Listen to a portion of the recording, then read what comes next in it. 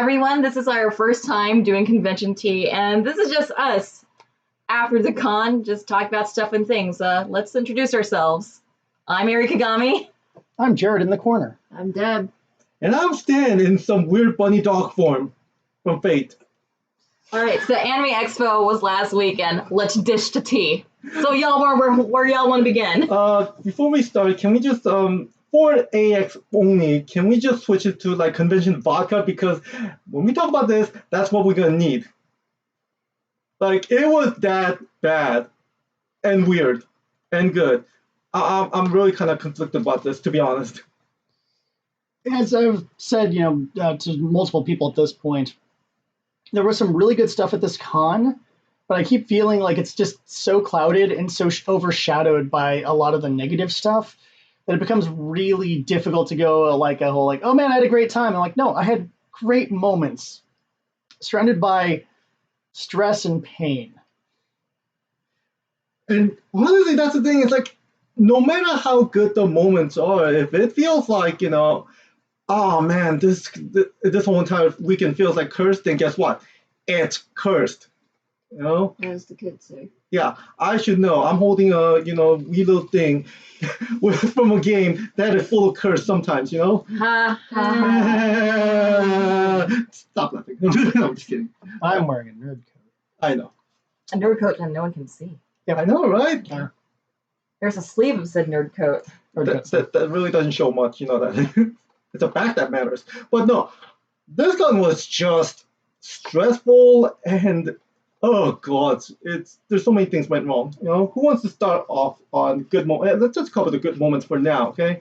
Good moments first, and then we'll get to the curse part. Oh my goodness, is the curse ever?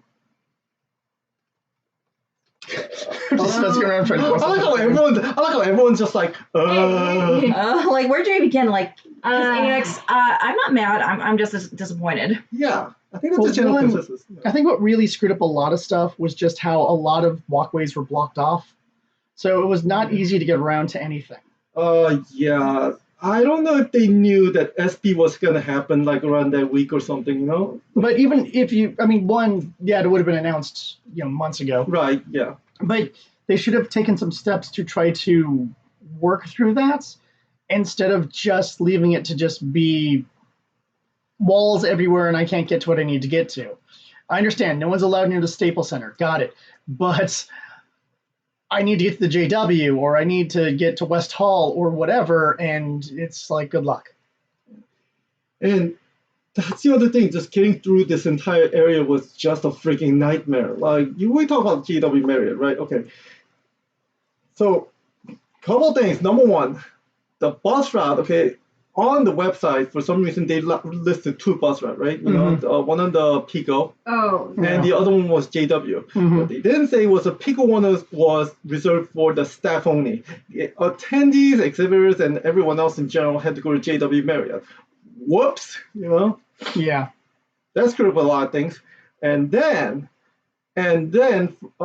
even then, like, the bus schedule was really kind of finicky because they had to switch out, drivers and then buses and just so many other like variables. It got a little tricky on that part too. The one thing that really bugged me about JW Marriott, this is on the way to CWF, right? Cosmic Wrestling Federation. Yeah. For those of you that don't know, that's an 18 plus event, right? Which is great because I was in it and I didn't warn anybody because I didn't know. Right. Turns out we needed a little like wristband, like we were about to get shot of like vodka or something. And obviously we didn't know, so by the time we get up to the, check down and what have you, they told us, hey, do you have a wristband? I'm like, wait, what wristband? It would have been fine if the, wristband area was somewhere closer, but no. That means that I had to literally track back to West Hall to get the wristband and then come back to JW Marriott. There should have been multiple wristband locations. If you're going to have 18 plus things in different buildings, you should probably have a booth there where people can check in. Maybe right by security. Yeah. And the guys who were there, like, they were just like, oh, we don't know what's going on. We're just the weapon check guys. Yes, you don't know what's going on. How typical of AX, So that really bugged me because hell, by the time I got my wristband and okay, let's go back to cosplay wrestling fandom. Oh, it's over. Yeah. Well, it's only a 2-hour show as well, which is shorter than their usual show lengths. I'm still hella disappointed. Yeah, I can get that. I think a lot of people were. We had tons of room. Tons of room. It was great to see the giant room this time around. It's really what the show's been needing. I'd say about half the room got filled, which is for I don't even know how many hundreds of seats there are in there, but that's pretty damn good, especially for day one at 6:30. That's freaking impressive. Question: how many people do you think got turned away because you need a Of wristband? wristbands, Yeah. I'm thinking at least 50 or so. Oh god. It's really hard for me to pinpoint numbers, but I was talking to a few friends of mine, and it wasn't really clear on the program or the website where to get an 18 plus wristband and where to pick it up. Yikes. Disappointment, right?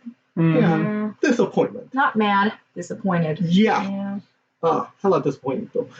But man, if that was the only problem, that would have been one thing. But no, we had plenty of the disappointments. Let's see, priority line, that was the other problem.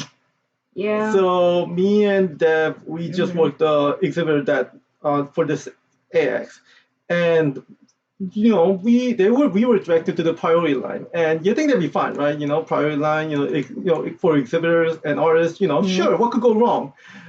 They also hosted premium fan line there, so that means that there's a 3 line. They're funneling into this 3 narrow entrance, I guess, and then you have to do the back check and then tap the badges and what have you. That whole freaking process took us 30 minutes to get in. And when you're working, that's time you're supposed to be, working. Yeah. That was really nerve-wracking. Yeah. And I thought we would get in trouble. Oh no, they should understand. This is an AX after all, This is not I'm pretty sure this is not the first time AX screwed up their line for just about everyone. I could hear. There was not exhibitors had a specific exhibitor entrance or That's something. what I thought too. Aside from priority line, which is more staff, press, industry, Right. you'd imagine they would just give you some sort of secret tunnel to enter. Oh no, none of that. No, you got too bad to the point that I could hear behind me a couple of Japanese industry people or Japanese exhibitors, I guess. Mhm. I could hear them just why does that pretty bad, Yeah, I remember hearing that a lot. Yeah, so I'm just the last people that you need to piss off are the Japanese industry people. Yeah. Last. And yet here we are. Here we are. Oh, that was pretty bad, And Jared, you want to talk about your disappointment? Because, One of the things that kind of got to me this year was the programming. I'm going to be honest. One, a lot of panels were put in rooms that were way too small for the size of the fandom. Azure Lane, Girls Frontline. If it was a mobile game, There wasn't a Girls Frontline panel, but there was an Azure Lane panel. I thought there was Girls Frontline. No, there was not Was a Girls there? Frontline panel, but I do agree that for a fandom as large and as growing as Azure Lane was, I'm why did you have to put in one of the workshop rooms, which is one of the smaller panel rooms, and people had to be turned away 45 minutes before the panel because it was already running. Oh, wow. They were already They captured the capacity. premiere line. Mm-hmm. The Gundam 40th anniversary panel, I think, was in room 404 or something like that. Whoa, what? This was 403 for Azure Lane, I believe. It was one Yeah. of the small panel rooms. It was where CWF used to be before they moved to CW. Oh, Yeah, Gundam 40th got in one of those kind of rooms too, which, it's only one of the most popular franchises of all time. NAX was also pushing the 40th anniversary. You could see the 40th anniversary signage, not only outside South Hall, but also in the dealer's hall as well. Mm-hmm. Man, someone in the program really screwed up. Someone also put out this theory. This is probably a rumor, so don't quote me on it. Because we overheard someone in line saying okay, so if you're an industry person at AX, you're a vendor, or you have some sort of sponsorship, depending on your level of sponsorship and how long you've been supporting AX. I know this is most likely Yostar's first time throwing money at AX because they had the bus wrappings, they had the advertising on the South Hall. Mm-hmm. It's like, okay, part of that deal is a panel room, but you have to prove in your first year to fill up that panel room before you can get a larger panel room. So they're letting these newbies kind of like have like a smaller room so they can prove themselves. Wait, hold There's like, again, it's all just a rumor that I was hearing in line. I don't know if this has been confirmed, but there you go. Yeah, one minor flaw with that. Why Gundam then? I think it was just a fan panel because when I was looking at the Was it a fan description, panel? yeah, because when I was looking at the description, it sounded like it was just a fan panel, like just people just running fan panels. Okay, because I Because thought. when I looked at the description, it's like, yeah, we hope to bring the creator of Gundam to this con. Okay, They so at the left that time it was nowhere to be verbiage in the they left that verbiage in the descriptor all the way up to the time of Anime Expo. Okay, if it's a fan panel, that kind of makes sense, you know. But man, Yeah, but the way this panel is titled doesn't feel like that should be a fan panel. And I Right. understand that, like, when I did my Lupin the Third one, I did call it Lupin the Third 50th anniversary. mhm. And so people can say, but you did the same thing. I'm like, right, but Monkey Punch rarely comes to the United States, and now he can no longer come to the United States. Rest in power, dude. So was that, and I also made it in my text very clear. It was not a, hey, we're hanging out with Monkey Punch talking about no, and I didn't put that there. The only version of that panel I wanted to do that I never had the opportunity to do was to get some of the voice actors, Japanese or American, and actually host that thing. That would have been so friggin' cool. And it'd be fine. Multiple casts too. You want to get Sonny Strait in there with Tony Oliver? Let's do it. Pavel Lupinoff. Or Chris Sabat and Richard Epcar. Friggin' great. I'm a nerd. I know English names. Yeah, I've heard of English voice actors. I've even met a few. Yeah, I'm that hip and cool with the kids. I know the English Japanime seiyus. I know all of them. You can't see me because I'm holding this like a cardboard, but I'm looking Andrew at John Cena. And John Cena. Well, I'm looking at you with the slight disdain. Okay, you can't see because of this thing doesn't have an exact. Well, it's almost as if I'm a sarcastic. Anyways, It's almost as if I'm a heel. Spoiler alert. Really. well, you're a heel of something for sure, But yeah. looking over the schedule just was really odd. Like they had a lot of, how to use this program panels and stuff like that, which is cool. And that works for a specific demographic. It felt like there wasn't it doesn't feel like the previous Expo year's programming in terms of thematic paneling or even company paneling. I mean, I think Funimation may have had one or two panels. There was one Right Stuff panel. Bamco did their game panel. But it was a really odd lineup of stuff. And I don't know who was placing everyone where. I can kind of subscribe to that theory that there's a bit of a pay-to-play aspect of what, room you'll get. But it just seems kind of odd to me how things go like that. So what you're telling me is that AX is a MOBA now? Maybe. I'm sorry, mobile game. Kind of feels like that. You kind of have to throw money at AX to get like optimal experience because we were even overhearing premium people in our line, like they used to be 4-day badge people, but they had to just upgrade to premium for the 4 days just to get the most out of it.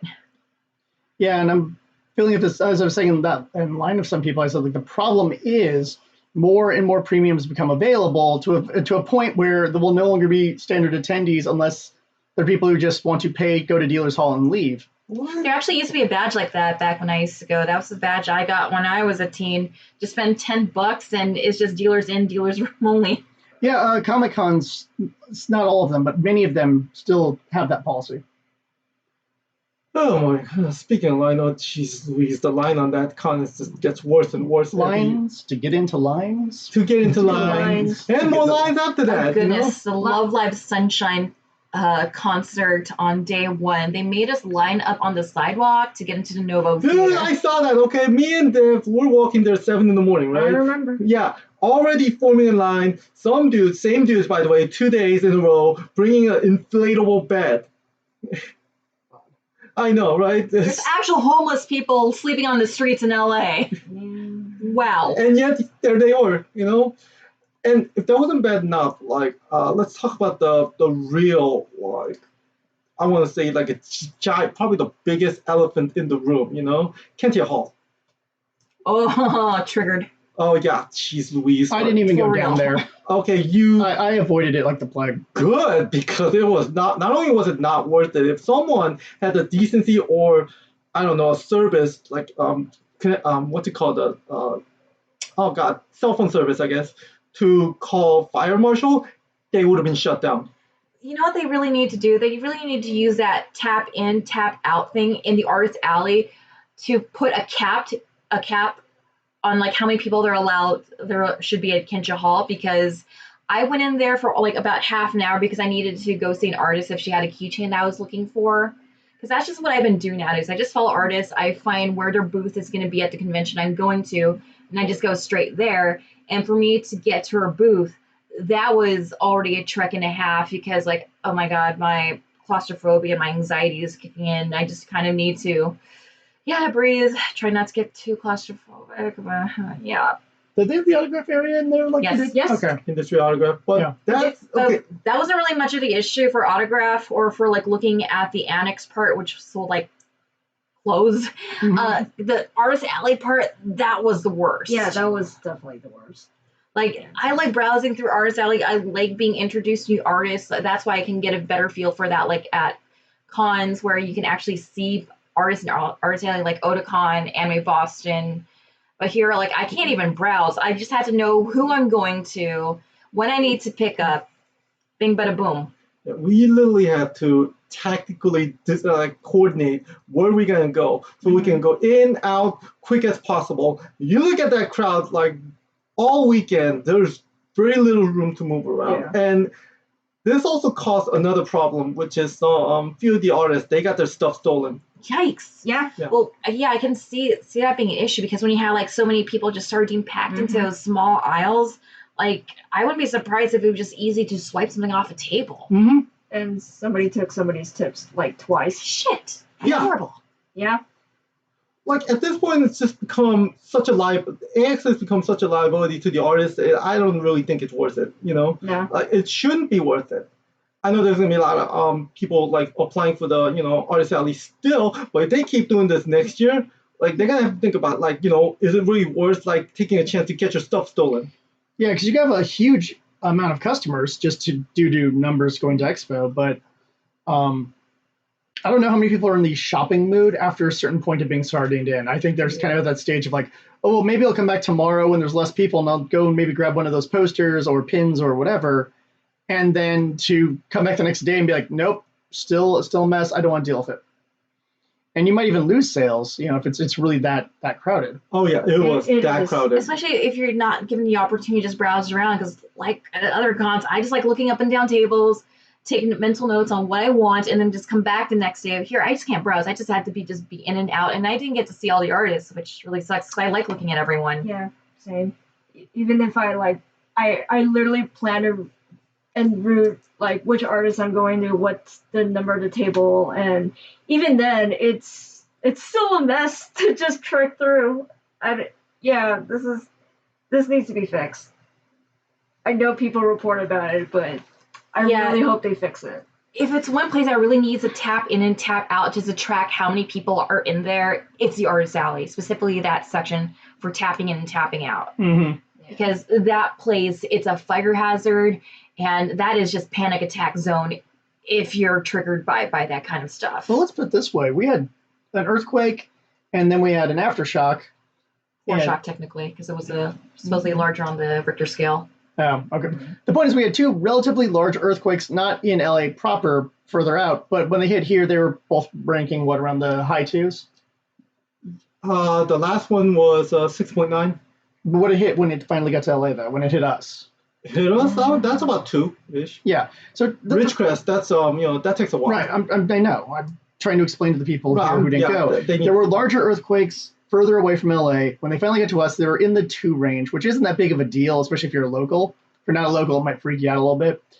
But here's the thing is, what if we did have a heavier earthquake in that packed artist alley? People would be freaking out and have nowhere to go. People are going to get trampled. Booths are going to get wrecked. Like a panic there would be really, really bad.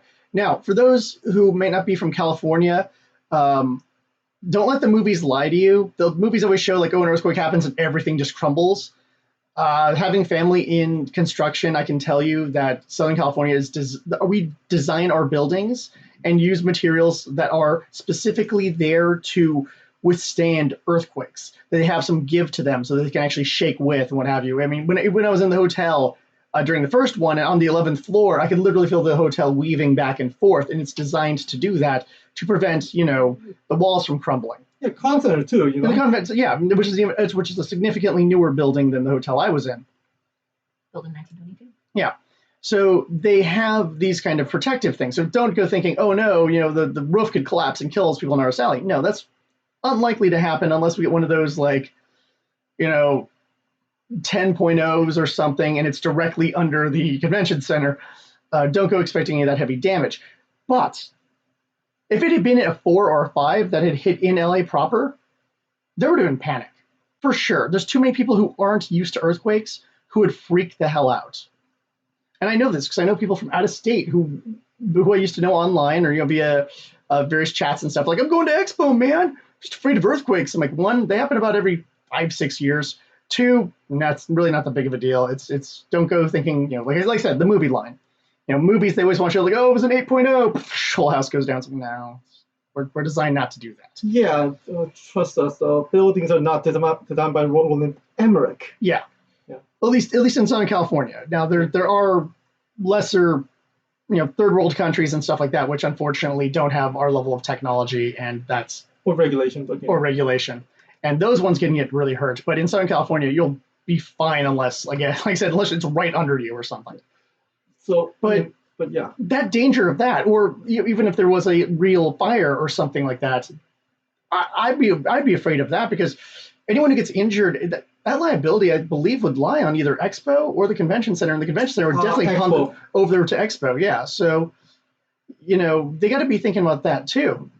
Good, because convention center would look at Expo. If anything gets cited, because of I don't know how the contract works, but essentially I know for at the very least, since Expo is the one that controls the flow, how many people they can get in and what have you, how many tickets they sell, the onus would be on Expo ultimately. Yeah, for basically making an unsafe environment for their attendees. Which means, there's a likely chance next time, fire marshal cites the entire area and what the hell have you, is because they never learned their lesson. Guess what? There may be a clause that nullifies a contract altogether because fire marshal got involved. Mm-hmm. Can we talk about the tap in, tap out thing? Because yeah. Here's my thing with it. I was introduced to this via WonderCon, and I thought it was a pretty good idea. This is the RFID. So basically, for those of you who aren't familiar, for our East Coast audience, these are the badges where there's like a chip in there or some sort of like identification kind of scanner, and you just scan just right in and go right out. It's just like a Metro card. Except for it's exactly, because you do the tap. And so I like it as an idea. I liked how WonderCon did it this year, where we tapped into one location and then everything else was kind of like we had the little ropes or whatever. So you tapped in, you went in, you did all your convention stuff, you went over between the two buildings, no big deal. And then when you left, everyone left through kind of the same little pathway, or there might be a secondary pathway that I just wasn't aware of because I wasn't exiting from that side. But the point is, it was very streamlined, so I didn't have to tap in every 5 seconds. At Expo, I have to tap in to go into the convention center, but then I have to tap to go into the entertainment hall. I have to tap to go into the Marriott. I think it was I can understand why you need to tap in to go to Marriott, just because that side is reserved for Anime Expo. It's its own little thing, and I understand that, but I guess what I'm trying to say here is, but I don't have to tap in to go into the dealer hall, or apparently not into the Artist Alley area. And it seems really strange to me that I have to tap into the entertainment hall, but I do not have to tap to dealer hall. I was also wondering about that too, because I was also wondering, if you're tapping in, just theoretically speaking, just kind of coming from a data and marketing perspective, to collect how many people are coming into entertainment hall, I think you also want those numbers for dealer's hall. I have a theory. Okay. Wi-Fi. Kind of tough to get a signal from down under there, in the Cantier Hall. Maybe, but that doesn't explain dealer hall. I was able to use my phone in the dealer hall. I was looking up outside the dealer's hall, I even outside the dealer hall, even easier to get connection there. It was fine. Hmm. We were all dicking around on our phone right outside of West Hall. Well, sort of. I was like in massive pain, but we were sort of dicking around on our phones. So the reception there, as long as you have a newer phone, is not too bad. It just seems odd to me. Like I said, I don't know what the reason is why some areas yes, some areas no. And I think for the point of safety, to be able to say, okay, yeah, this area must be capped at X amount of, 100 people or X amount of 1,000 people or whatever's allowed to be in there, to actually have those numbers and go, okay, yeah, we need to like stop the line until we can have, a good 50 to 100 people leave here so that we can then, allow more people in. I mean, And it might piss off some attendees, but for safety's sake and for the point of, crowding and people stealing and stuff like that, having control over the numbers, or at least an idea of how many people are in there, would be something rather than, nothing. I mean, that's assuming there was someone to control there. That's true too. Yeah. They were understaffed. You can tell. Yes. Yes. And I also felt there were a lot of people who were untrained and didn't really know the answers to anything. So that was also really frustrating Oh, yeah, too. the guys at the JW Marriott. Yeah, nice guys, but no, they didn't know Yeah. Jack. Yeah. Very friendly. They joked around with me a couple of times. It was nice, but there's a difference between being nice and being helpful. Right. Weren't ladder. Mm-hmm. Just a spoiler. And really, that hurt the experience just a bit. Both is the best. Well, yeah, but again, kind of hurt the experience just a bit, Really, something like that, like AX especially, you need people they can tell you on spot, hey, this is what you should do. This is what we can help you with. This is where to go. We're sorry for the inconvenience. Yeah. Couldn't even get that.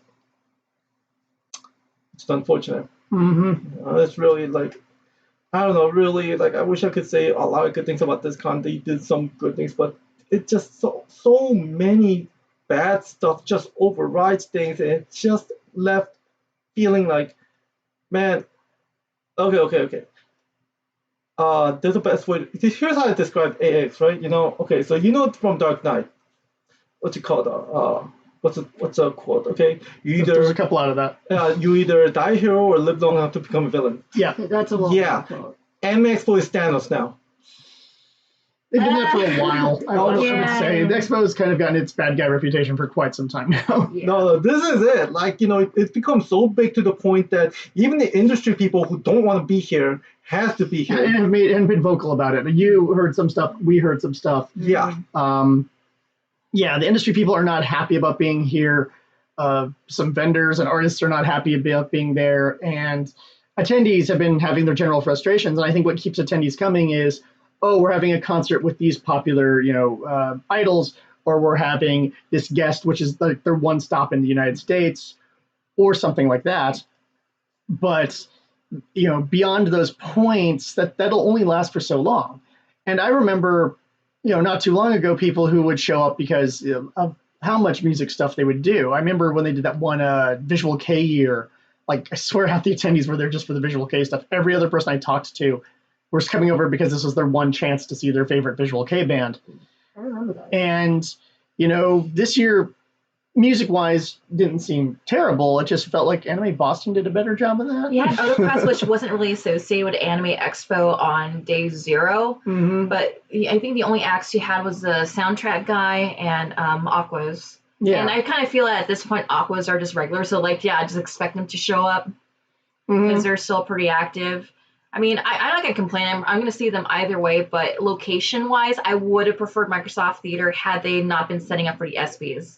And does it really take that long to set up for the ESPYs? Because the ESPYs is like in 2 days. Apparently, yeah. Okay, there we go. It's a huge production. That's their Academy Awards for the sports.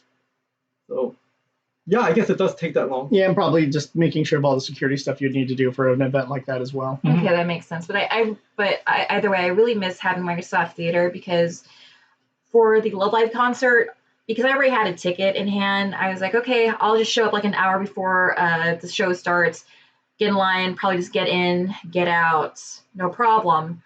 That was the case with Microsoft Theater last time around. Just get in, check your bags, no problem. Here, I had to stand in line for quite a bit of time on the sidewalk, and you have your pedestrian two-way traffic going on, and you had us at the curb close to the street, and I'm like, this is way too crowded. No.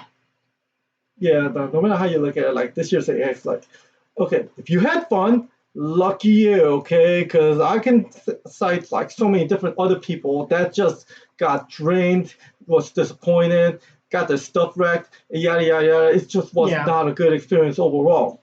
I said mine almost comes out to be a push, just because it's like a lot of negative, but there were some really good things that happened, and it's one of those. I've been asked by a couple of people, "Oh, what was Expo like?" And I'm like, I think the best metaphor comes with this, like, yeah, Expo, like, hey, we're gonna mail badges now. Now you don't have to pick up badges. Awesome, yeah. But for all you people with badges, y'all gotta line up outside now. You hear? And you and I, Jay, we were like going through. We were coming in from the JW side to the Staples Center side, and there was like this huge crowd, and we didn't know how to get in. I was way too short to find where to pick up our badges. Like, wait, is this the same place? I can't see so many people. And I was like, okay, we need to get to the place where we pick up our press badges. I can't see anything because we were just so sardine with people trying to get into West Hall. And I couldn't just see where the line ends and where it begins. well, also a lot of the routes closed off. It became, I've heard plenty of stories from people who went to the wrong place because they were just trying to figure out how to navigate the area itself. Yikes. Like SP or not, this year was just a mess. Mhm. Like, you say it's push, and I almost want to agree Because of my personal experience. Right, personal experience. The con itself was not a good con. I'm going to go say no. that. My personal experience was more of a push. A fair amount of good, a fair amount of bad, kind of evens out. But in general, I mean, logistically, they screwed a lot of stuff up. Panel-wise, wasn't that great. And there's some decent movie premieres and stuff like that and what have you. It's, but yeah, so we saw the Fujikami going movie. That's pretty sweet. that was a pretty nice double feature. And anyone who got to see 10 minutes of Evangelion got to see them go to Paris, so that's cool. It's essentially Dan Brown does Evangelion. Yeah, it's the Evangelion code. So who's Tom Hanks? Shinji. Oh, now I want live action Evangelion. Just still modern Tom Hanks, but he's playing 14-year-old Shinji. There's just this adult man. Dad, I don't want to pilot that mech. And it's just like a guy who's actually younger than Tom Hanks. It's going to be great. Everyone's like, what? Michael Cera. Yeah, Michael Cera. It's like, no, Shinji, You worthless son of mine. You need to get in that robot. That'd be great. Or Ray has to go back into the robot, man. Oh man. But I guess what I'm trying to say is that there was some good stuff there, but there's a lot of stuff they fumbled on, and just crowd control was a huge issue. Line control was a huge issue. Honestly, for their sake, they better get that whole crowd control thing going for 2020. Otherwise, like, they're lucky this year. They were lucky this year that no fire marshal just came in and go like, we're shutting this place down. Next year might not be so lucky. They're lucky that earthquakes weren't outside of Los Angeles hitting. Oh, sevens. that too. Yeah, that too. That would have freaked so many people out. Mm-hmm.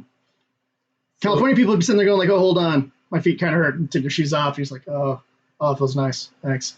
But everyone else would be running around like, "Oh my God, the sky's falling!" I'm like, "No, the ground is shaking. There's a difference." And when we were at the Love Light concert, I thought it was just like everyone just having a party up in the balcony. I was already 2 drinks in. It's like, hey, party. Like, I feel the earth move under my feet. I feel the sky tumbling down. And then I'm like, oh, wait, that was an earthquake, was it? Yeah. You saw me. I'm just standing against the wall and then it starts wobbling. I'm like, ooh, hey, is it me or does this whole thing move? And y'all told me it was an earthquake. I'm just like, oh, good. I wasn't crazy. Yeah. Although I still am, but I wasn't crazy about the earthquake part. Yeah. Yeah, at first I thought it was like, maybe I was just really hungry. I was like, am I just feeling wobbly? And it's like, no, this is an earthquake. Okay. Yeah. The scarier one was the first one because I was in the restroom getting ready for my costume, so I was shaving and showering and stuff like that. And that's not a place you want an earthquake to happen, especially when you're like not wearing much. It isn't particularly fun. I didn't even feel the earthquake. Like I think the first one happened while I was working in the booth, right? Mhm. And I think part of it is that the carpet I was on was super comfy. Maybe that's why. And maybe. It also might be just because of the layers of stuff in the building. It may have been able to absorb most of it. Yeah, As it wasn't that hard of a hit, it was just more of that point of I was in a vulnerable position and there's an earthquake. And I'm like, not the first time I've been in a vulnerable position during an earthquake, but never fun. I prefer it when, actually, you know what the most annoying earthquakes are? That one that wakes you up at like 3:15 in the morning. Oh, I hate that. And I'm like, come on, could you at least have done this at like 8 in the morning, like back in the 80s, like 88 or whatever it was? Northridge, that was the one for me. Northridge would have been, was it early 90s? Yeah. That one, that was also like way early in the morning. I remember that waking me up and going like, No, I'm not going back to sleep. I'm just going to stay up and watch the news. No, I remember because I was staying at my aunt and uncle's place, and they were just rounding us up, like shoving us under the table, you know? Yeah. Yeah. My parents checked on me and my brother after it was done. They went upstairs like, you guys okay? And we're like, I'm not going back to sleep. Because there's this weird, and we did get aftershock, quite a few aftershocks actually after Northridge, as I recall. Mhm. And most of them weren't that bad, but it was just kind of that position of being a bit freaked out as a kid and not really knowing. So whether it's just all of us watching the news or whatever came on at that hour, probably the news, because it wasn't like the crazy. It wasn't like we could go and flip on to, we're just going to go watch The Simpsons on FXX or something and just relax with some Simpsons episodes. Like, no, it's not an option. Yeah. So this was the 90s. We had like 80 channels. And if you had as much money as my family did, you had maybe 30 channels. But still, the point being is that AX should start looking at their crowd control. You will not get lucky the second time. Lightning doesn't strike twice. Yeah. Yeah. At all.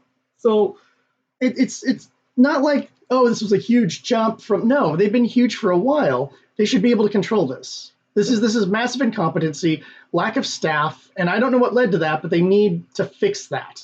And you have 1 year to do it. So do it. I don't think there's a lot of like incentive to be a staff there, huh? Well, other than like just getting a free hotel room, you also get a comp badge for a friend, and you also have a few of your meals comp for. Oh. I think. Well, last time when I staffed, that was like your. That was a long time ago, though. Yeah, that was like 2014. No, not 2014. 2013. That's when. 2013. That's when I staffed. Comp breakfast was comped. A couple of your other meals were comped, but they only gave you like a set amount of money to work with. And what was the other thing?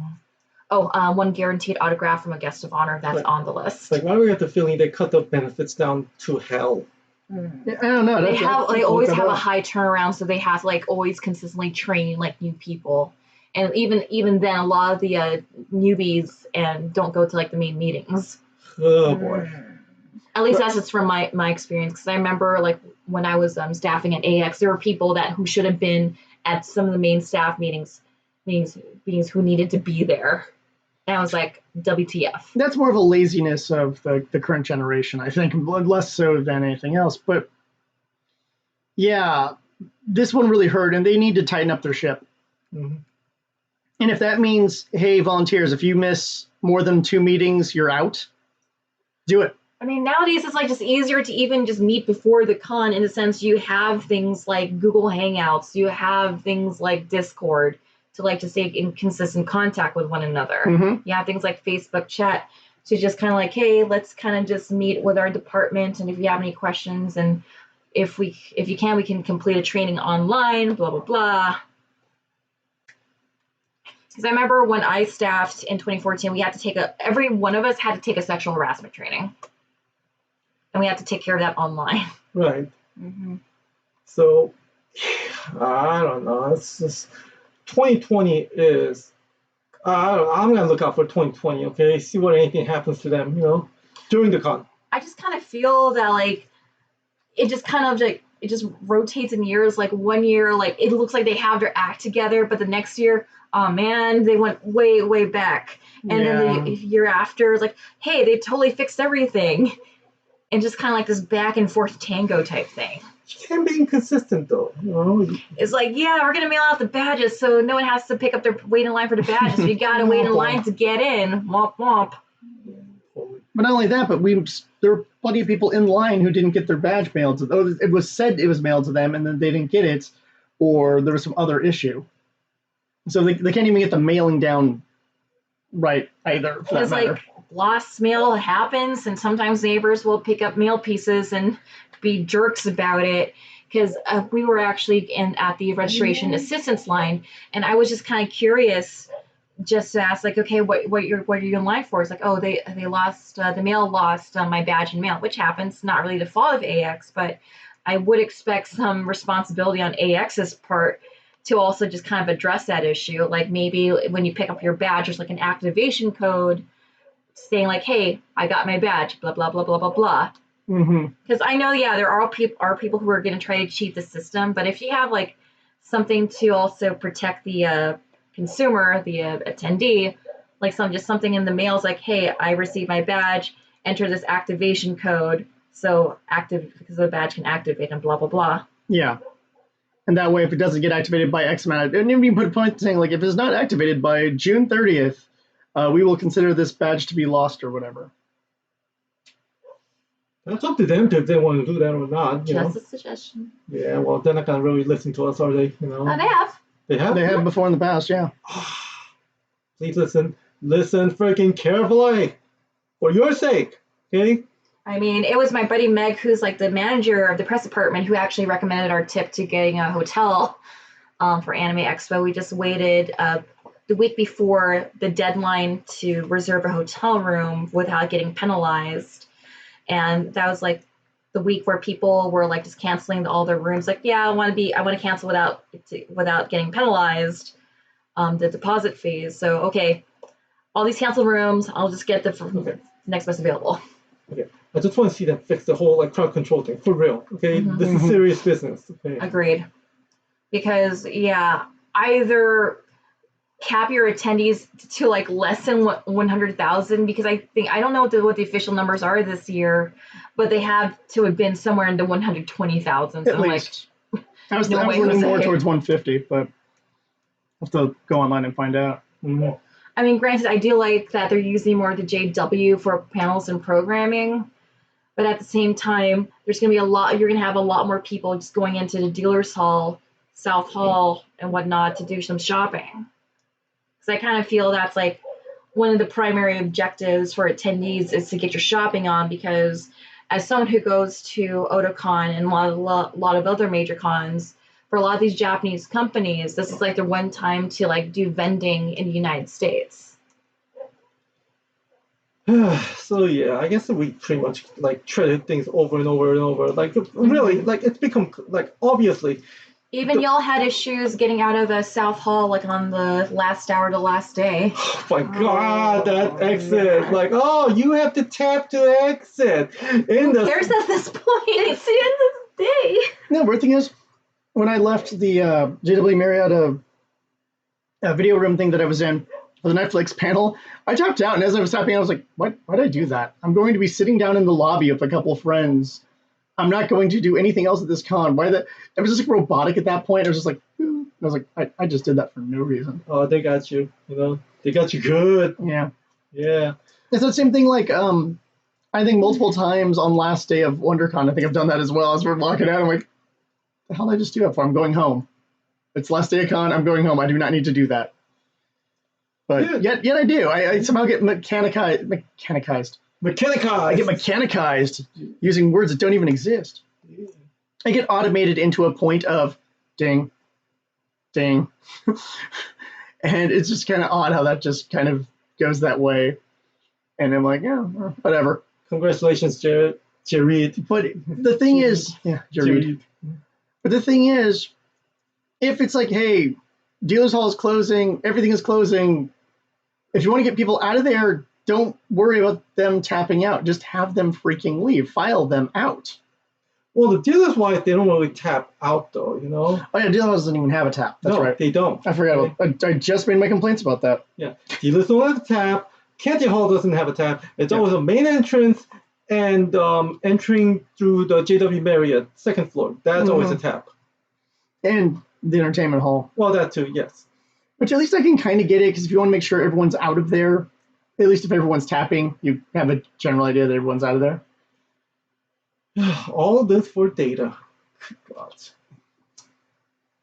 But yeah, so I think that's we pretty much come to a general consensus at this point. No? Well, at least for the bad stuff. Yeah.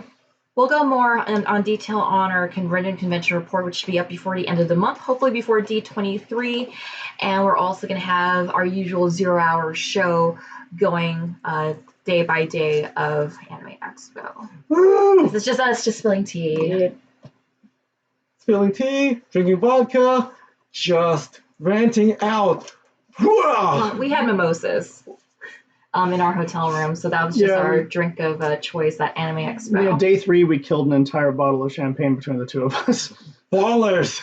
Yeah, we just kind of when we went back to our hotel in the afternoon, it was like, let's just kind of relax, because at that point we were just so drained from the heat and the crowds. Like, let's just have like an afternoon siesta and just have mimosas. Is there such thing as you're too tired to even drink, Yes. Okay, good. It's like, I'm tired. You just passed out on the bed. Oh, yeah. Yep. No. We were just... And talk about the first day. Yeah, talk about the first day. It's Yep. like, okay. Well, grab a also plate. the fact that Mhm. I passed out while we're waiting for dinner. Oh, and then yeah. I woke up when dinner arrived. I ate some slices and I went back to bed. Oh, yeah, I remember, because we were Yeah. ordering pizza and stuff, and then, man, you were out. You were just... It was cowabunga hour. Yeah. With me, with day 1 is once the adrenaline rush of CWF had faded, I had like no batteries left. I was just like a zombie. And A very golden zombie. very golden zombie, but a zombie nonetheless. And a friend of ours, Sabrina, she was like, hey, we have like some extra ramen. Do you want some? Like, awesome sauce. Yeah, and that'd just be kind good. of chilling at her Dinner. hotel room, just kind of waiting for the 4th of July fireworks to die down before getting back to our hotel. Yep, nothing like having the dinner of an idiot, teenager at a con, freaking cup ramen. I mean, But we had a pretty hearty lunch anyway, because he had that burrito and I had that chicken salad. Yes, one moderate-sized burrito. That's all I had to eat that day, by the way. I had some pretzels, a burrito, and freaking ramen. Not quite enough food, not healthy enough food for sure. And also probably didn't have enough water either, for that matter. I do like in the LA Convention Center now, they're water fountains. You can actually refill like your water bottle there. They have a water bottle refilling stations. Mm-hmm. And I do like in a JW, they were usually stocked with water, and also Pressante had like a couple of tubs of water there too. Yeah. They're good at that. It's more of a point of me grabbing stuff because I'm always on the go here, go there, and being able to just stop and get some water. I remember even after the Netflix panel on day 4, I stood next to the water cooler, probably a good 10, 15 minutes, just having 3 glasses of water, just slowly sipping them down, because when you chug water like that, it makes your stomach feel all, Did you hug it too? Yeah. Well, you also have the Wild Bill's refillable cup stand. Oh, yeah, that too. Oh, the Wild And they Bills, had yeah. like 2 stations for that. They had one in South Hall and they had one in West Hall. They really helped out a lot. Although the caveat was that it's $5 per refill every day, but whatever, when That's you still a good deal. That's exactly a good deal. when you're getting that sweet sarsaparilla drink every day, yeah, there's no need to complain. Mm-hmm. It was just like glug glug glug glug glug. I'm alive. Yeah, you always had that cup with you. I noticed that. It jingled a lot. Okay, Yeah. I wanted to show the whole world I have a cup and I'm now fit to refill it with a good ass drink. Well, the thing is, it's not a bad advertising strategy on Wild Bill's part either. Because if you have a bunch of people walking around with the glasses, and I was like, where do you get that glass? Like, Yeah. they're over there. And it's free refills for the rest of the day, and tomorrow you should drop $5 for more refills. In. And, yeah, good stuff. I think they're the MVP. I want to say Wild Bill Soda is the MVP of that whole con. Also, a shout out to Okamoto Kitchen for having awesome food, because I know you had their standard menu and we had their exclusive convention bentos. And we'll also be posting our review of the Iris bento on the Eat the Magic channel. The most popular box, apparently. It was quite popular. It's so much so because the idea was like to pre-order like your box lunches before the concerts, like easy pick for an easy pickup. It just happened to be the day that their truck ran out of power, and they had to like find elsewhere to like just get rice or something. And then their most popular box, the Iris bento, and everyone that was in line for that. We had to like just wait for a bit to get the Iris bento box out there, and it was UV index of 12. I was in a wool suit, and like okay, and a temperature of about high 70s, low 80s. Yeah. I will say this: it was one of the cooler expos because I think last year was like hitting the hundreds, Oh, and this year, Yeah. this year was in the high 70s, low 80s. Mhm. And yeah, this is Southern California, so there is no ozone layer. So just enjoy UV index of 12 plus. But it's actually been unusually high because even when I do my walks and I check out, it's like, oh, it's 10 o'clock. What's the UV level? 7. I'm like, it's 7? No, it's 7 at 3 o'clock in Orange County, not 7 at 10 o'clock in Orange County. What the hell is going on? Apparently the sun is like, screw you. You all get skin cancer. And it's like, thanks, sun. You get cancer. You get cancer. Everyone gets cancer. So if you're in Southern California and you might want to play it a little safe, take a look on your phone's weather app, just check the UV levels if you walking around in shorts and short sleeve shirts or something like that, because you don't want to get sunburned, you don't want to get skin cancer. That's no bueno. Or heat exhaustion or any illness related to heat. Yeah. So just keep that in mind. It was nice that it was about 15 to 20 degrees cooler, but yeah, the radiation levels are pretty crazy high. I wasn't outside of buildings too much. That wasn't really a huge deal for me, but For those of us either waiting outside in line or having to just do food truck runs. Yeah. mhm. Also, the priority entrance to South Hall, like I had a weird time trying to find the entrance to it because I know what entrance they were talking about. It was just trying to find, because a lot of Expo was covered by these black walled off type curtains, which I kind of get why they're there. So they won't let people like who don't have any badges kind of like sneak in off to the side. But I had to like walk a little bit ways to get to the priority entrance for South Hall from where I was crossing the street from Pico and Figueroa. Hmm. But by the time I got there was like no line, so there you go. Okay.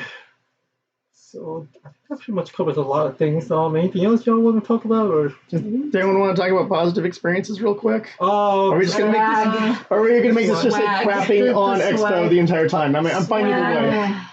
I mean, because we were I'm trying to figure out a positive right yeah, now. well, because keep in mind, Yeah. because we were working the booth. So keep in mind, we were working the most of the time. So even if we wanted to enjoy stuff, like we really couldn't, Not fully. Yeah. Not fully, you know.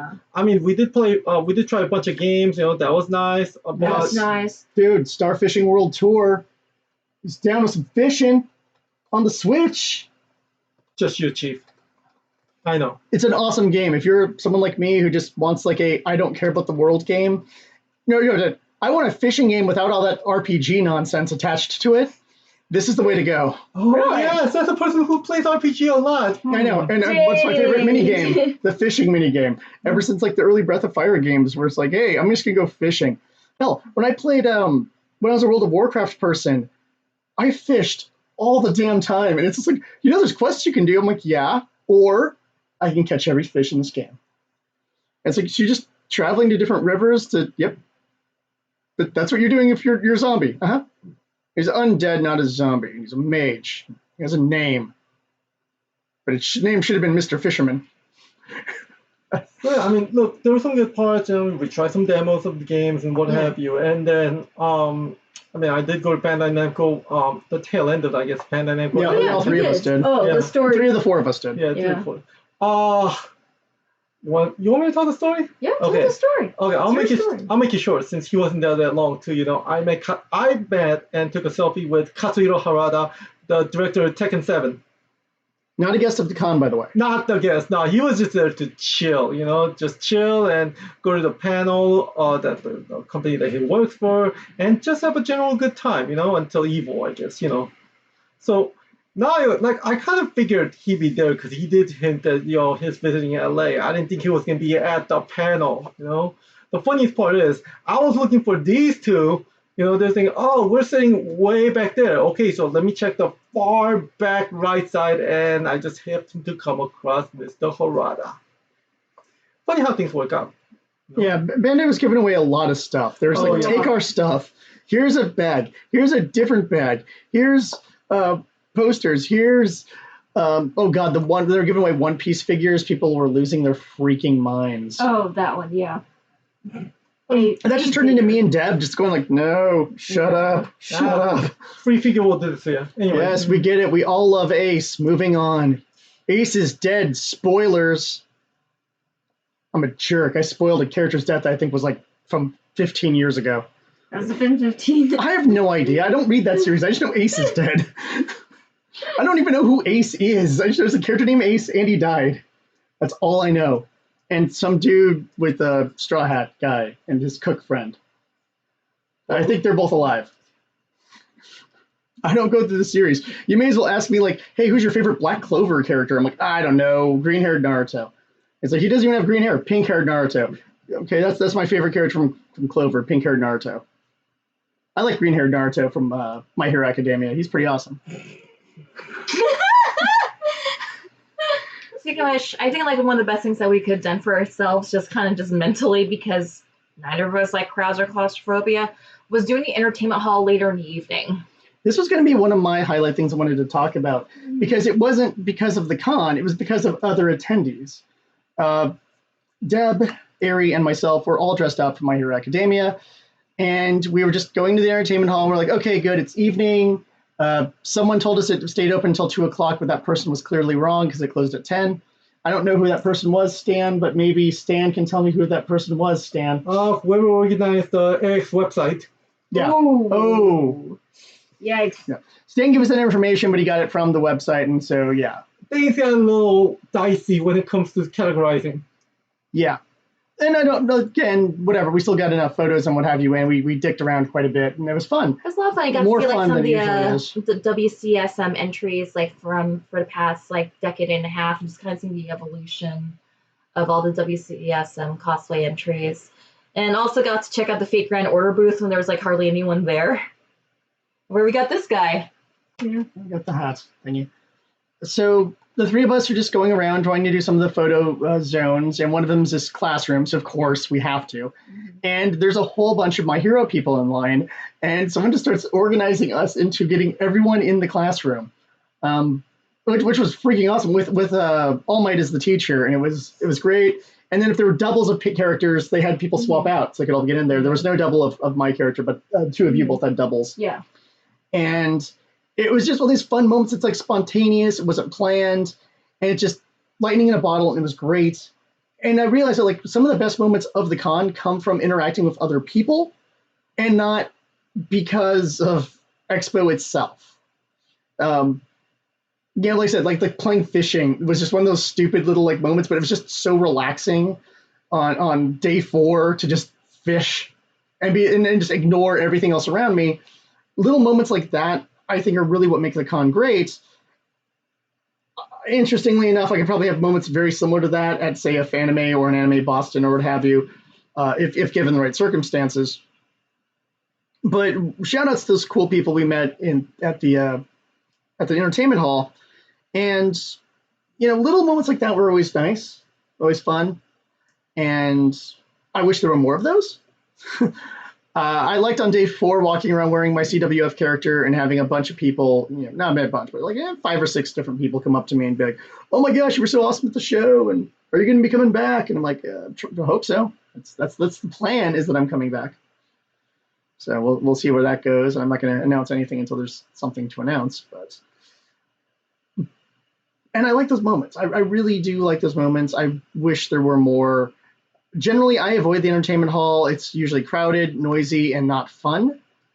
And going there when there was like so few people around, we went from like probably 8:30 to 10 o'clock when it closed.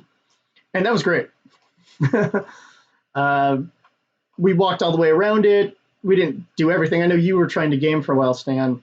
I don't know what the gaming section was like there. How was that? So the main e-gaming console area. Like it was organized by Gaming Generation, conveniently enough to forget Tekken and Samurai Showdown, which is probably the hottest game right now. Even then, even without that, okay, they had like a Street Fighter and Soul Calibur and whatever the hell have you, Unison and what have you. Okay, all the stuff you'd expect. Right. Some of the controllers had some weird like syncing issue where it wouldn't sync properly, and yeah, and I don't know how to explain it. I don't know how they set this up, but it was just so messy sometimes. It might be an issue for the monitors. Usually when something like that's a monitor issue. Oh, no, it's a console issue. Oh, is it a console issue? Yeah. Okay. Or the controller itself is kind of janked. I don't know which is which, but it might just be that. It might just be older controllers that aren't working right. Sometimes that happens. Either way, like it just didn't have enough variety, especially considering there are a lot of more fighting games out there now. You could have put a bit more than just majority of them being like Soul Calibur and Street Fighter. Yeah, and I'm sure there's some Smash there or something. Yeah, no, dude, half the tables were Smash. Yeah. The Smash is usually the go-to for a lot of people. Mm-hmm. But one of the things, I didn't get the chance to check it out. I didn't feel like I was missing much when we just kind of walked past it. But I didn't know the controllers were all messed up. That's just the one that I was on. Just the one that I was on. I don't know about the other one. I can't really say for the other one. But the one that I was on, on the back end of it, that was messed up, And for the card playing area, there was always people there playing cards, as there usually is. Mm-hmm. I really wanted to check out the the Fate Grand Order Duel. Fate Duel, yeah. Because they were doing demos of it, and you can actually reserve a time rather than just waiting in line for a while. And they give you a bonus card. Yeah, I really wanted to do that, but we really didn't have time. And by the time we realized we had time, it's Sunday, but Sunday we like to kind of like just do our last minute dealer's hall rush.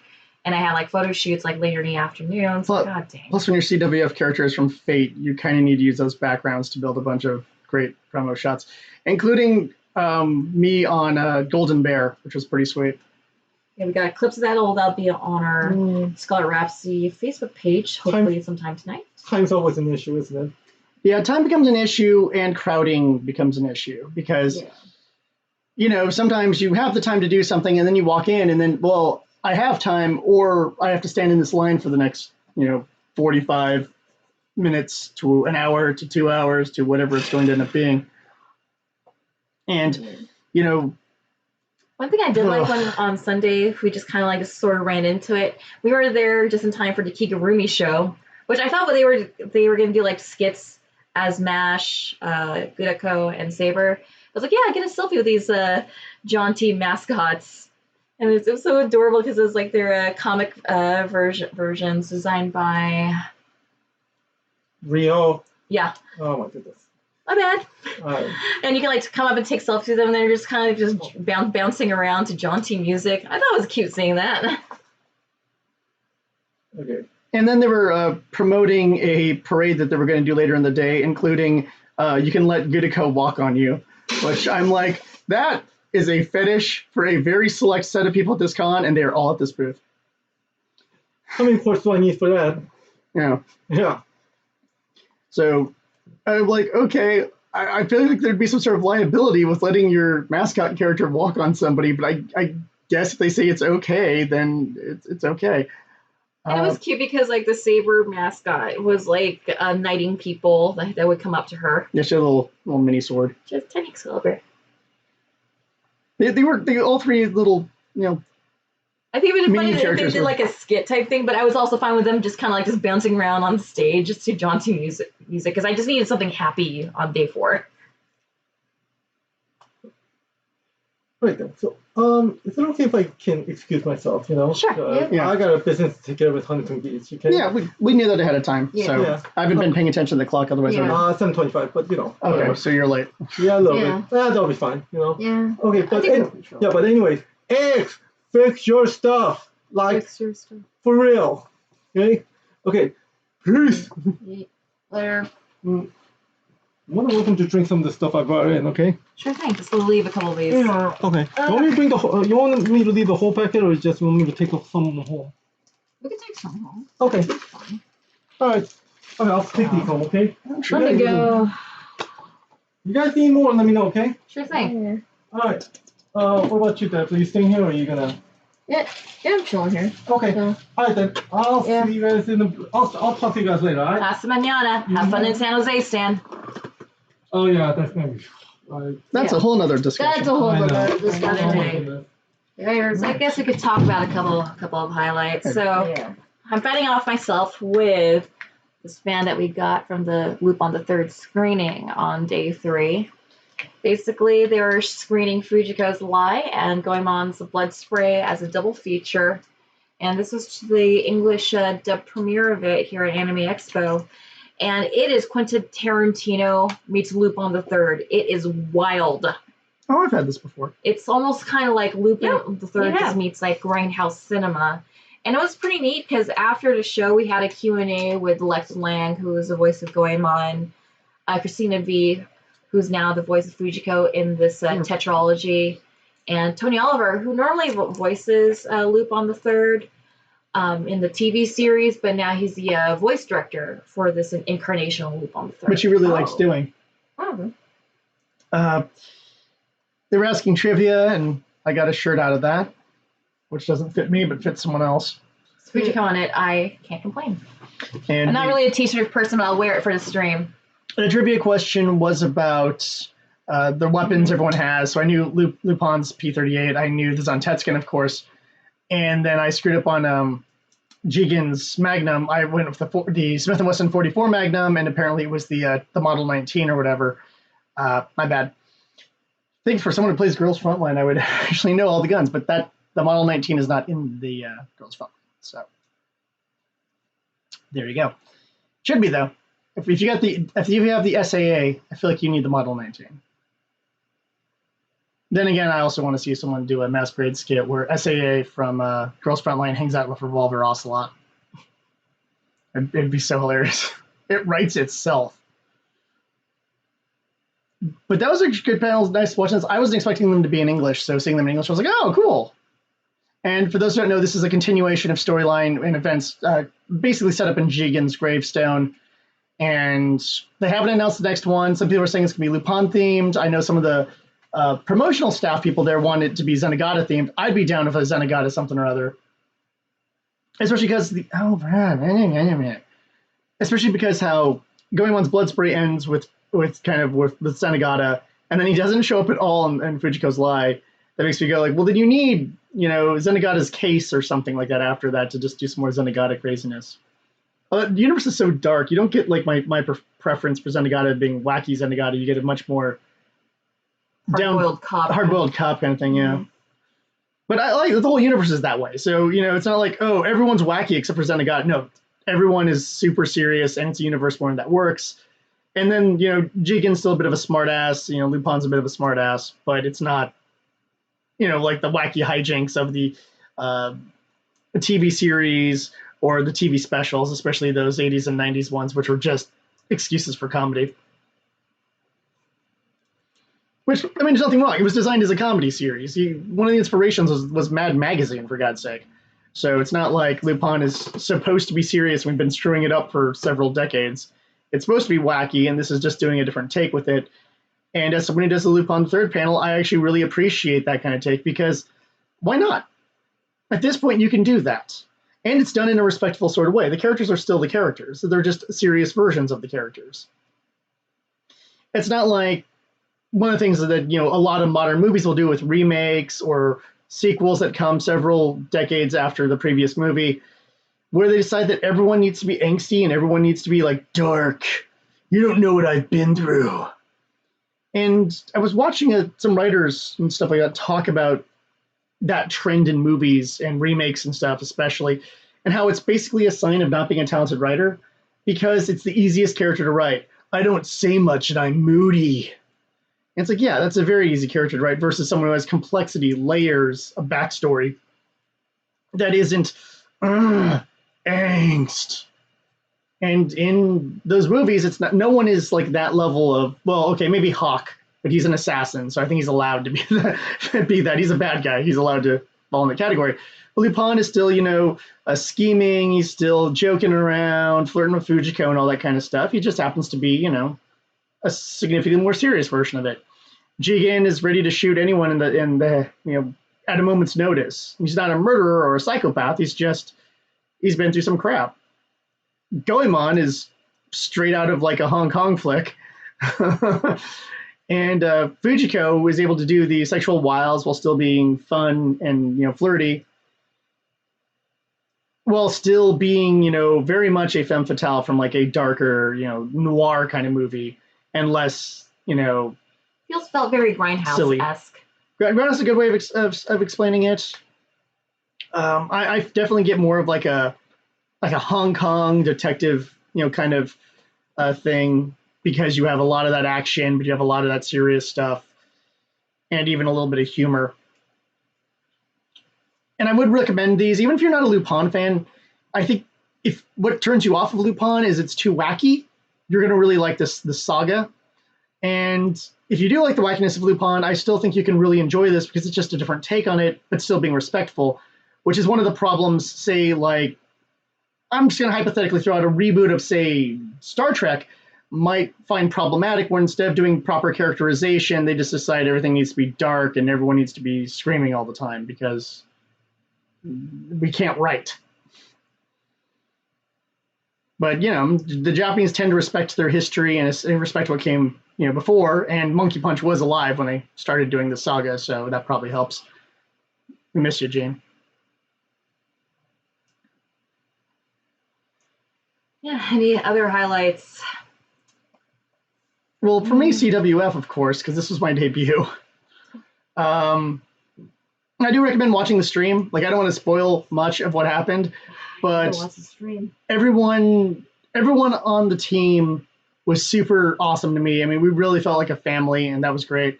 Like, I'm all in shadows. I'm all like mysterious shadow man. Do you want me to turn on the lights? Yeah, we should probably turn on the light. Yeah. I don't think anyone can see us. Here we go. No, I'm silhouetted. It doesn't change anything. Yeah, you can see us. Yeah, you Yeah, can kind of yeah. see me. Ooh, spooky ghost. Yeah, you're wearing your love life thingy. Yeah, my love life Tessie.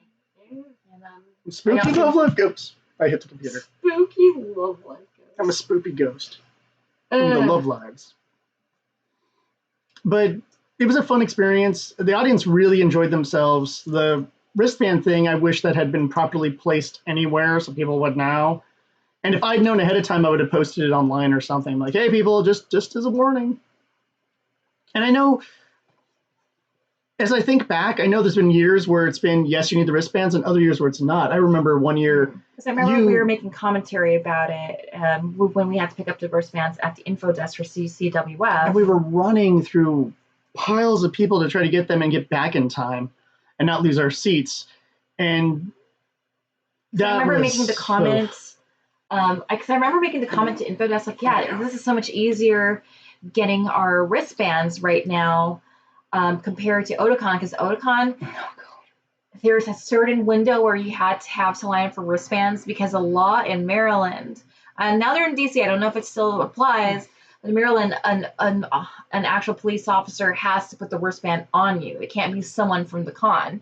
Oh, wow. So I remember making the comment to Infodesk that one year where we were picking up 18 plus wristbands for CWF, and they mentioned yeah, this is so much easier than like Otakon, because you have to line up at a certain time, and at least 18 plus wristbands can be picked up anytime. But I didn't know you had to go to one specific location, West Hall, to get a wristband. Which was easier when the show was in the convention center, although, I mean, God, this year of how crowded the convention center is, I don't know if that made it more convenient or not. But I don't even know if there was like a wristband check over in the JW, and you think because it is a panel-heavy building, a panel-heavy space for panels and programming and stuff, you'd have someone also putting wristbands for 18 plus. It would have been nice. It was right there by the scanning area. It would have been perfect to just do that. You just do it right before you swipe in. You could just go to the person, talk to them, show them your ID, get your thing, swipe in, go to the show. And I get why CWF is 18 plus panel. There's a lot of adult language. There's adult situations. So definitely some adult situations. I played my character because I'm a very formal character. I played him with no swearing at all. I did not swear. I did yell a lot because my character does kind of yell a lot. I also laughed, and I mastered the laugh. I had to listen to that laugh over and over again to get that laugh down in my head. But I like that that's separating my character out. I mean, like, there's even I think Billy Mays at one point or another may have actually dropped an F-bomb. And that's freaking Billy Mays. I mean, come on. Billy Mays is not supposed to drop F-bombs. He's supposed to use the wiper swipe. Damn it, I don't actually know the name of his product. ShamWow. He's in the ShamWow. I think he also does OxyClean. Yes, he also did OxyClean. Yes. And it's the other guy who did like all the knockoff versions of whatever that guy's name is. Mr. Clean. No. There's I know another who you're talking about. television salesman guy for a while there who was doing like the not ShamWow, but it was basically a ShamWow.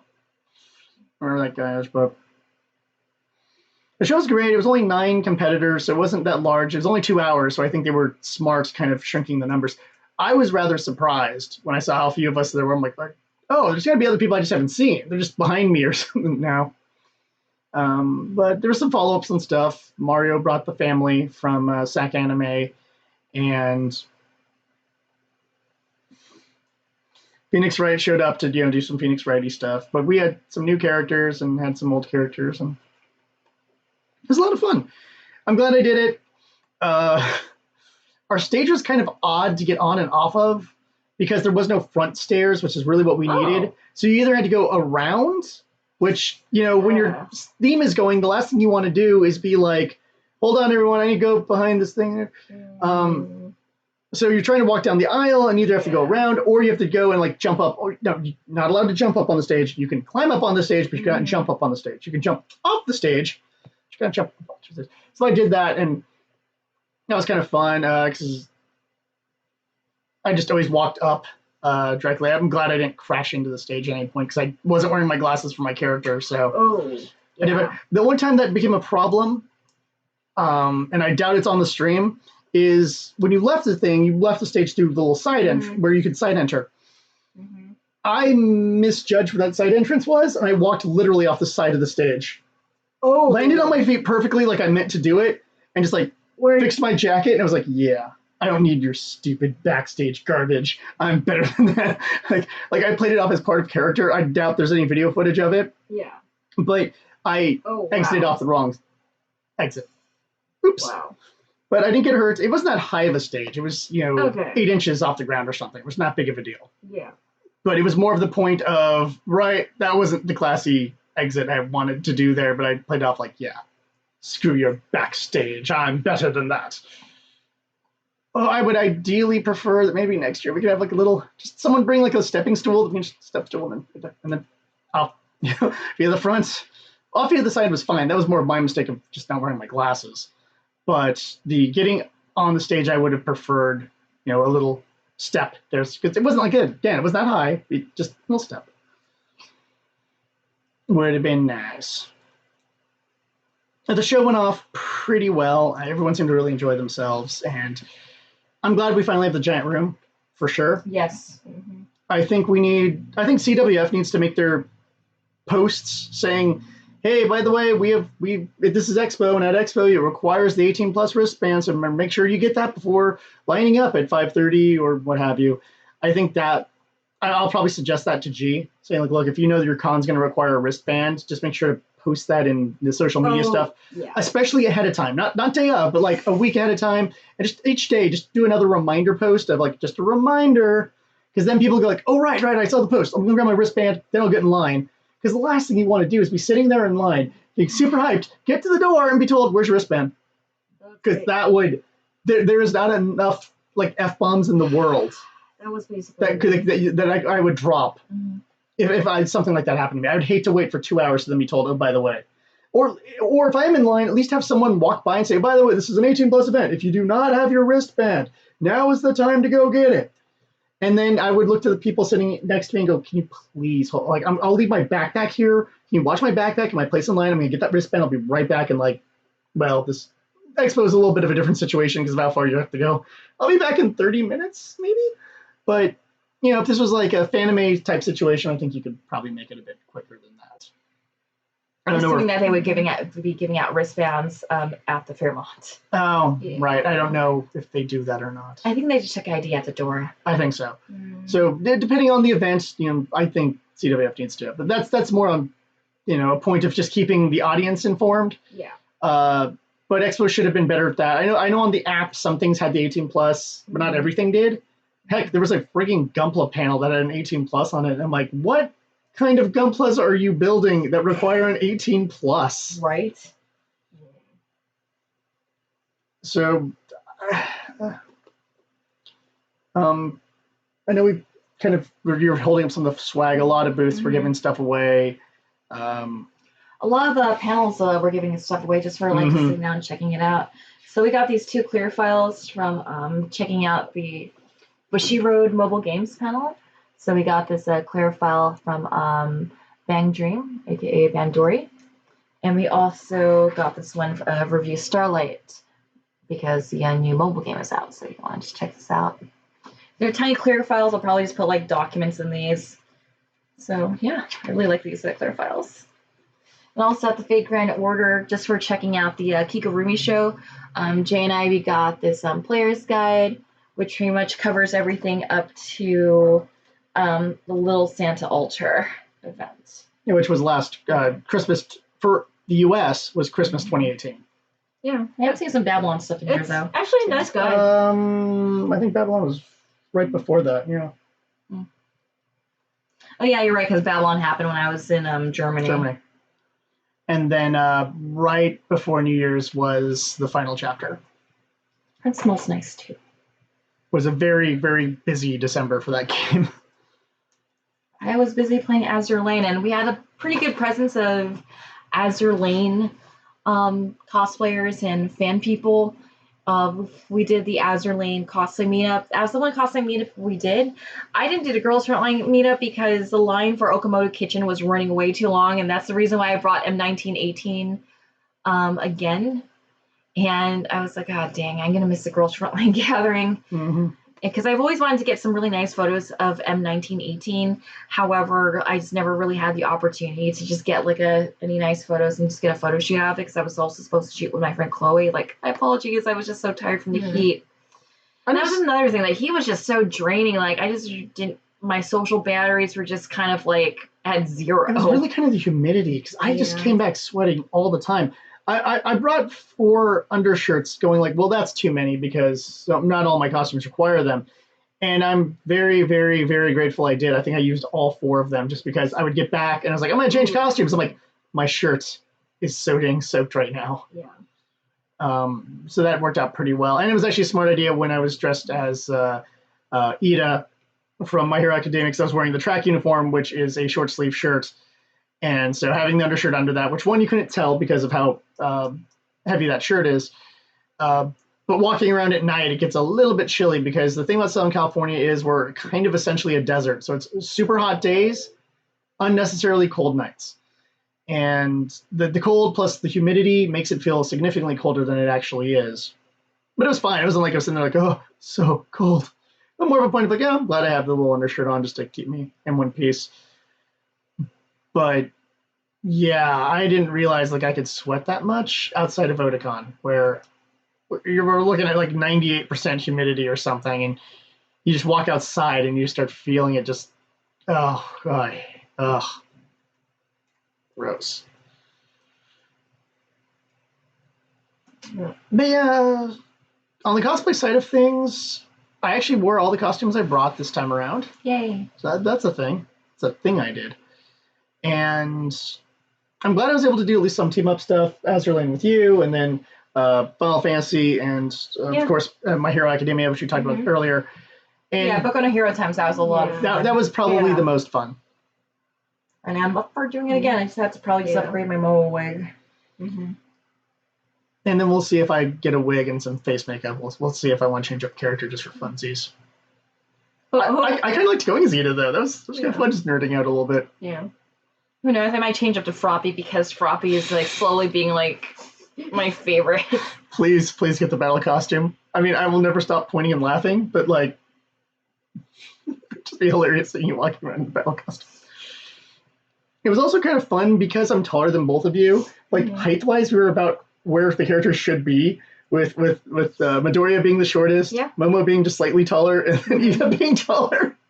It actually worked. And I was like, oh my gosh, we're height accurate-ish. And it's like rare that you ever get to have those little moments. And I was like, yeah, that's great. And a lot of the other people, the people we met like at the gathering were awesome. And it's one of those things like I've been saying for a while. Is I really want to do team ups. One person, 3 people. I don't care. I just want like. I don't mind walking around. Certain characters are fine going solo. I can do Giovanni solo, no big deal. Even going as Kotaro from Zombieland Saga was fine going that solo. I did that Fanime. I did that here. It's just because that's a comfortable costume to wear. But one of the things I really like is having the groups, even if they're impromptu groups. One year with a couple of friends, we all did a Torchwood group. Oh yeah, I remember which was very impromptu, but everyone had the right stuff, and since everything is essentially regular clothes, with the exception of Jack Harkness's jacket. I think I remember that. Wow. Yeah, we just threw it together last second. It was a lot of fun. A couple of people recognized us, but that wasn't the point. The point is we're a team, and it's kind of a fun doing the team thing. And I don't really get to do that too often. There's not a lot of series that I have. One, I don't have as many cosplay friends as I used to, and that's a real bummer. But 2, even the cosplay people I do know are usually so busy with 800 different photo shoots, because God forbid anyone actually do anything else at a con other than get their photo taken. It's kind of a bummer, and I kind of wish I had the team to walk around with. And so actually being able to do some minor team stuff for me was a lot of fun. Like to do more. Which honestly, I don't mean to put the pressure like on you two or even Stan for that matter. It's more the point of I wish I still had like that circle like I used to have. Because I had a lot more cosplayer friends when I didn't cosplay, and then when I did cosplay, they dwindled, and it really got to me. Like I had this guy who was with my buddy, and he cosplayed as Toga from Utena, and I was like, oh man, I'd love to just walk around and be like, we'll be Utena bros. I'm not a Toga fan, but he was a nice guy, and whatever. Me is any number of the other male characters that we could just walk around and just chill and go to meet up with all the various Utenas and Anthys that were running around, and it would have been cool. And we never got the chance to do that. I don't have his contact information, so life moves on. Miss my old Helsing friends. That was always great back in the day. Now no one cosplays Helsing. Just fine. Unless Koto Hirano shows up to support drifters. Drifters. If he comes over to promote drifters, there might be some huge influx of Helsing people going like, oh, I can bring my Helsing back. Yeah. Get a picture of Koto Hirano. Hell yeah. But it's one of those things where I really do miss that, and having those moments was really great. And while the next couple of cons coming up, I don't really have many team-up opportunities because, we're looking at Long Beach, Comic-Cons, D23. Well, I have almost no Disney stuff to begin with. Well, we can do Fate at LACC. Yeah. On the last day, because I know you have a couple of Gilgamesh stuff and things you want to film. Mm-hmm. So there are some other tracks called LA Comic Con now, isn't it? Whatever. So I like that. I'm rare for this to happen at Expo. I don't think I've ever really teamed up with many people, or if anyone really at Expo most of the time, because everyone's off doing their own things. So I like those moments. So, and this is probably the only con I've ever been to where I picked up a con exclusive item, which was the little Haro model you could pick up from the Bluefin booth. So I will eventually make Haro, and then I will probably have him in every video because it's Haro, and I love Haro.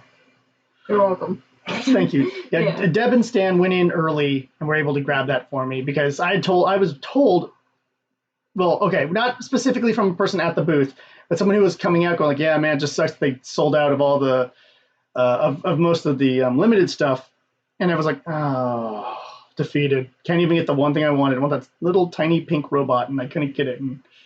And then they restocked, and you grabbed it and for me so that I didn't have to worry about it when I went in. I took a picture just to make sure, hey, is this the one? And you're like, yes. I'm like, okay. That's the droid you're looking for. This is the droid I'm looking for. Not that weird Disney knockoff, the real one. So, from 1979.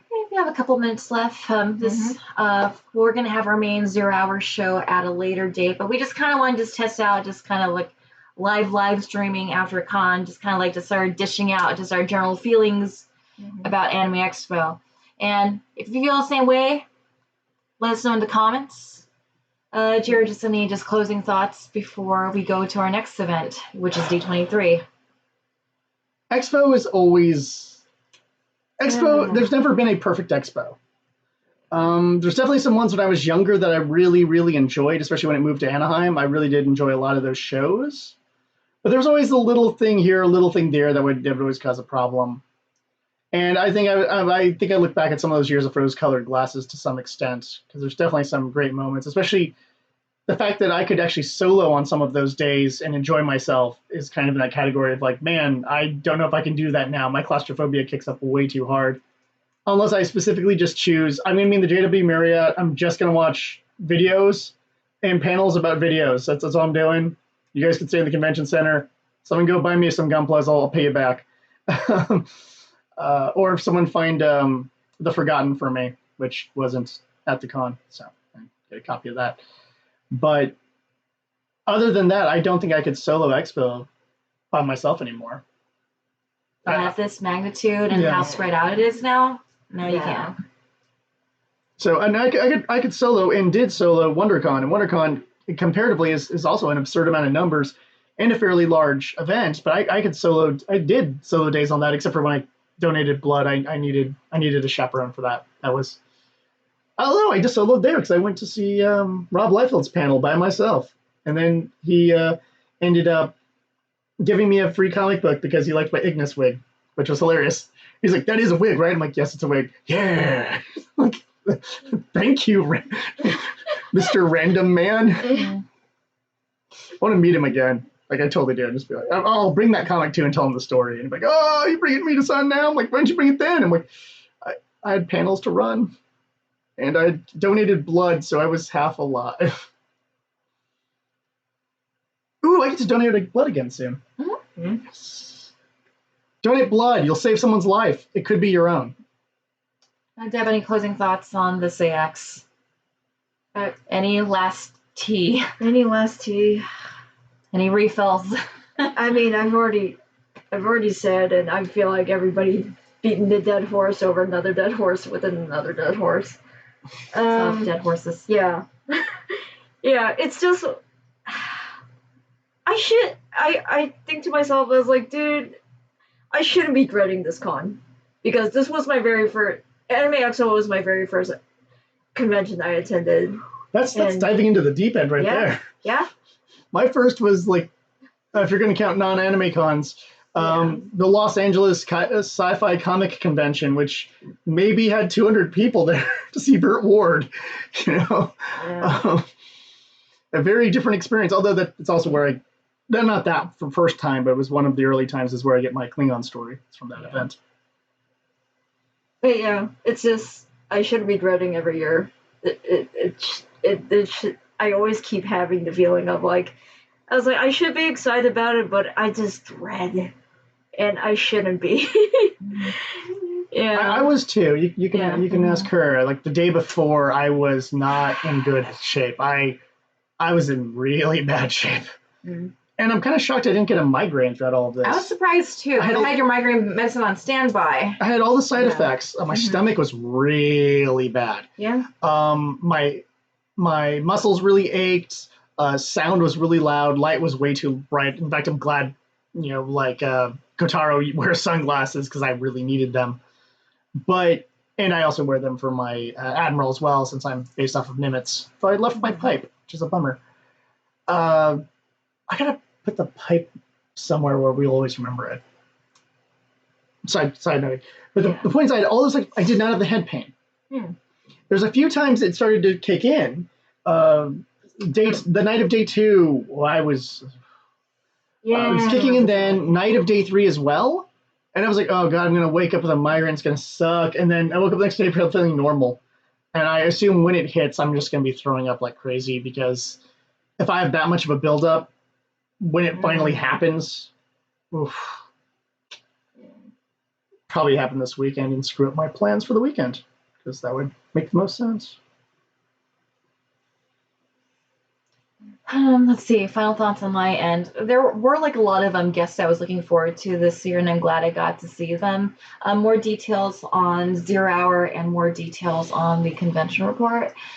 But this year, I was just kind of disappointed with just how disorganized Anime Expo is. Because, like I said earlier, I just kind of feel like one year they got it, awesome, they resolve all the issues. But the following year, it's like, okay, we're taking a couple steps backwards. So I'm like, okay, what's going on here? How come there's no consistency here? I mean, I'm always willing to give Anime Expo a chance because they always seem to like, okay, let's fix this. We had this issue this year, let's go fix it. But I don't know, it's just kind of like this weird tango that we do at Anime Expo. Like, I don't mind going every year. They always seem to have pretty great guests. I enjoy covering this con, and I was like seeing like where anime is going, what direction it's going, and I do feel kind of bummed that I had to miss out on a couple of panels. Like, I was kind of curious about the fake Grand Order panel, but by that time I was already socially drained from just the heat and just kind of just feeling overwhelmed by the crowds.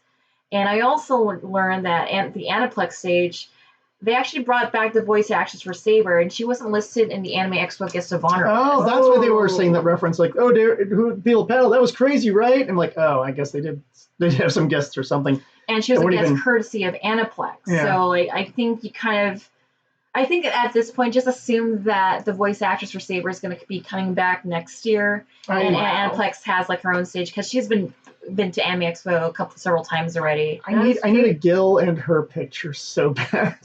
Yeah, let's do that next year, and you can probably do a zero version of Gil.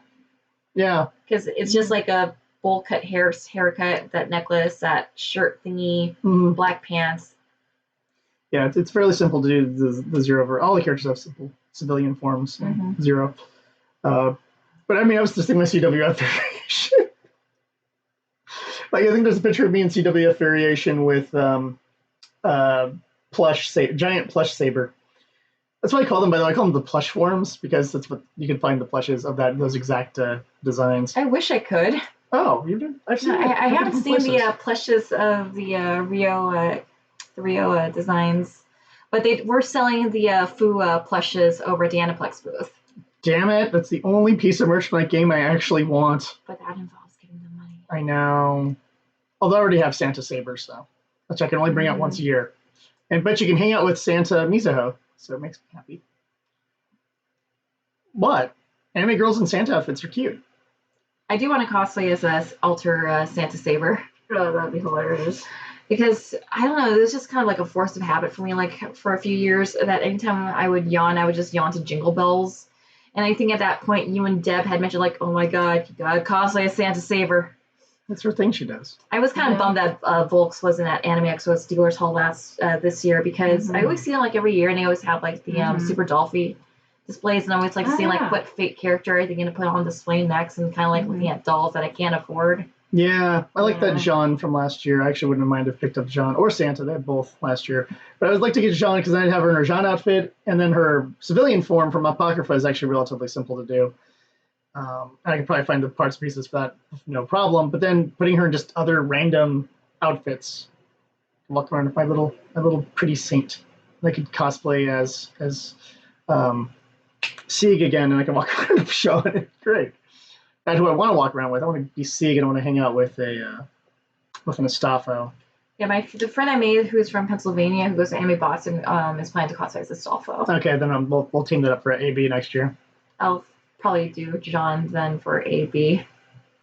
We can all be a team of sorts. Yeah, they were all in the black team.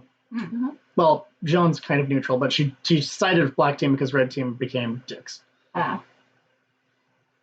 And then spoilers, Mordred joins black team because she's the almost but not quite saber face of that story. But yeah, Anime Expo, just stay tuned for our next podcast, 0 Hour. That's been our convention tea, and that's what we spilt. All right, let's stop the recording. Mm-hmm. All right, this is kind of weird. Stop streaming.